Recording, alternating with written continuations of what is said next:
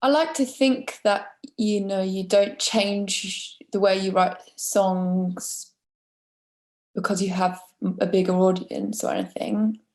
But I think, like you say, like if you do have one of those moments, like Joel was saying about when you watch people sing back your own words and stuff, I guess it kind of then maybe kind of you just are more aware that like they might have an impact. So you might not, you don't maybe, I mean, you should never think of lyrics as throwaway, but I think of them, they held a bigger importance to me because I was like, oh, people are listening to what we're saying rather than just like, I mean, there's a lot of people who listen to music without listening to the lyrics. I mean, that's just, I guess you were talking about the song as a whole. But the more you do this, you do, even if it's subtly, you become a bit more confident.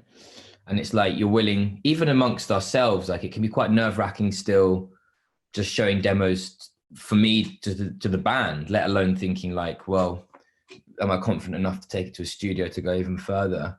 And I always think it's a bit like, like when you first start making songs, you tend to like put reverb on everything because it's quite nerve-wracking to hear how you sound. And eventually you start trying different things, and then eventually you end up with a song like Safe from Heartbreak where it's like it's all just dry and up front and you're kind of evolving in that way. So I guess you just become a bit more free with your sense of confidence, and we found our groove with Marcus where like if we wanted to start trying things out, like we wanted to try them, and he'd facilitate that. And ICP is like a playground of gadgets and synths and guitars, like one-off guitars and drums and things. So yeah, it's like a toy shop as well for that side of things. How did you gain confidence, so to say, in the ideas that you had?